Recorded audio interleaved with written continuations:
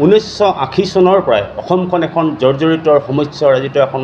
ৰাজ্য হিচাপে পৰিগণিত হৈ আছে। 1980 চনত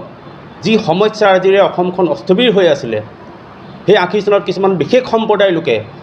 আমাৰ মাটি দখলে হওক বা অবৈধ প্ৰব্ৰজনকাৰীয়ে হওক, জনসংখ্যা দ্ৰুতগতিত বঢ়াই হ'লেও অসমখনক সমস্যাৰ ওপৰত সমস্যা যি সৃষ্টি কৰিলে, আমি সেই বিষয়ে মাত মাতিব বিচাৰিছোঁ যে হিন্দু যুৱ পৰিষদে এই বিষয়ত কাহানিত থমকি নৰয়। আৰু এটা কথা আমি কৈছোঁ যে অসমত যি দ্ৰুত হাৰত আমাৰ অবৈধ মাটিৰ যি তেওঁলোকে কব্জা কৰি ৰাখিছে, এতিয়া আমি গম পাইছোঁ যে প্ৰায় 65 লাখ বিঘা মাটি তেওঁলোকৰ অবৈধ হাৰত তেওঁলোকে জব্দ কৰি ৰাখিছে। 65 লাখ মাটি আমাৰ PGৰে হওক, VGৰে হওক, বিভিন্ন অঞ্চলৰ BTR বিভিন্ন অঞ্চলে হওক বা ফৰেষ্ট লেণ্ডে হওক, তেওঁলোকক অবৈধভাৱে যি কব্জা কৰি ৰাখিছে, তেওঁলোকক অতি সোনকালে আমি অসমৰ মাননীয় মুখ্যমন্ত্ৰী মহোদয়ক এই 65 লাখ বিঘা মাটি উচ্ছেদ কৰিবলৈ অনুৰোধ জনালোঁ। আৰু আমি এটা কথা গম পাওঁ যে ইয়াৰে প্ৰায় 1,20,000 মাটি আমাৰ মাননীয় মুখ্যমন্ত্ৰী মহোদয়ে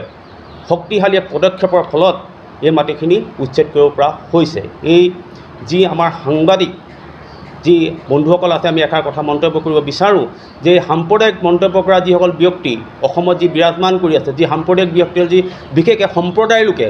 যি 65 লাখ বিঘা মাটি কব্জা কৰি ৰাখিছে, অতি সোনকালে আমি তেওঁলোকক যে এই ঠাই এৰি বাংলাদেশে হওক বা য'ৰ পৰা আহিছিলে, অসমৰ বিভিন্ন জেগাৰ পৰা আহিছিলে, য'ৰ পৰা হওক, তেওঁলোক অসমক এৰি অসমখন এখন শান্তিৰ দেশ বনাবলৈ, অসম ৰাজ্য বনাবৰ কাৰণে যেনে এৰি থৈ গৈছে, আমি আহ্বান জনাইছোঁ। দ্বিতীয়তে এটা কথা কওঁ, এটা বিশেষ ৰাজনৈতিক দল যি আমি কংগ্ৰেছ বুলিও জানো, যি 1980 চনৰ পৰাই অসমখনক স্থবিৰ কৰি ৰাখিছিলে, যি দলে 855 জন আমাৰ অসমীয়া তেজাল যুৱকক হত্যা কৰিছিলে, যি দলে IMDT আইন আনি অসমখন সমস্যাৰ জৰ্জৰিত এখন অঞ্চল হিচাপে, এখন ৰাজ্য হিচাপে পৰিগণিত কৰি থৈ গৈছিলে, সেই দলৰ দুজনমান নেতাই কালি পৰহি আমি দেখা পালোঁ যে তেওঁ যিখিনি মন্তব্য প্ৰদান কৰিছে যে আমি আগন্তুক 2026 চনত আমি অসমত আহি অসমখনক পুনৰ এখন তেনেকুৱা দেশলৈ পৰিণত কৰিম বা অসমীয়াক ভেঙুচালি কৰিছে তেখেতে, যে আমি সেই যিখিনি অবৈধকাৰী লোক আছে তেওঁলোকক আমি সংস্থাপন দিম বুলি কৰিছে। সঁচাকৈ এক লজ্জাজনক বিষয় অসমৰ বাবে, আমি ধিক্কাৰ প্ৰদান কৰিছোঁ। আৰু লগতে সমগ্ৰ অসমবাসীক, অসমৰ খিলঞ্জীয়া লোক, সেয়া লাগিলে ধৰ্মীয় ফালৰ পৰা হিন্দুৱে হওক, মুছলমানেই হওক বা খ্ৰীষ্টানেই হওক, সকলোকে একলগ হ'বলৈ আহ্বান জনাইছোঁ।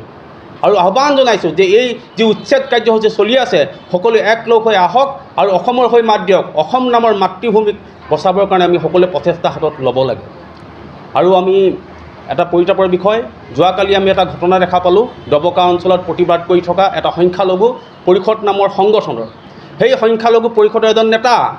নাম মুছাবিৰ আলী আহমেদ নামৰ সেই নেতাজনে কৈছে যে অসমখনক তেওঁলোকে অতি সোনকালে বাংলাদেশৰ দৰে সদৃশ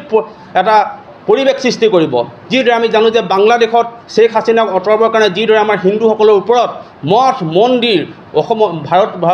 আমাৰ হিন্দু মহিলাসকলৰ ওপৰত যি অত্যাচাৰ কৰিছিলে, ঠিক কালি এজন নেতাই দেখা পালোঁ যে তেওঁক আস্ফালন বিস্ফোৰণ কৰিছে যে অসমত অতি শীঘ্ৰে এখন অসমক বাংলাদেশ কৰিম বুলি কৰা যি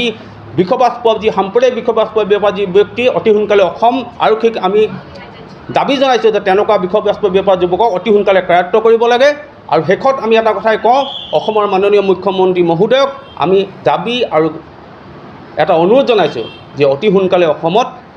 অত্যাধিক সেনা মোতায়েন কৰিব হ'ল। 2 নম্বৰ, যিমান বেদখল ভূমি আছে, এতিয়াও আমি গম পাওঁ PGR VGR অঞ্চলত প্ৰায় 64 লাখ এপ্ৰক্স ভূমি আছে, সেই ভূমিখিনি অতি সোনকালে উচ্ছেদ কৰিবলৈ আহ্বান জনাইছোঁ। সেয়া লাগিলে আমাৰ গোলাঘাটৰ উৰিয়াম ঘাটেই হওক, গোলাঘাটৰ মেৰাপানী অঞ্চলেই হওক বা অসমৰ বিভিন্ন অঞ্চলত যিখিনি ভূমি আছে অতি সোনকালে উচ্ছেদ কৰিব লাগে, আমি আহ্বান জনাইছোঁ। আৰু অসমত অত্যাধিক সেনা মোতায়েন কৰিব লাগে আৰু বিশিষ্ট সেনাবাহিনী মোতায়েন কৰিব লাগে। তেওঁলোকে যি পৰ্যায়ে যাওক, যিয়ে যাওক, যিবোৰ সংখ্যালঘু দলে, যিবোৰ সংখ্যালঘুৰ সংগঠনে যি অবৈধ বাংলাদেশী হওক বা অবৈধ সেই লোকসকলক যি সংৰক্ষণ প্ৰদান কৰি আছে,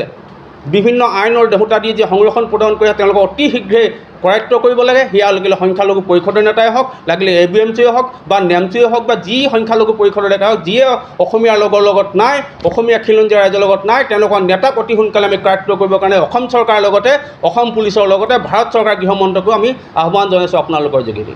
ধন্যবাদ।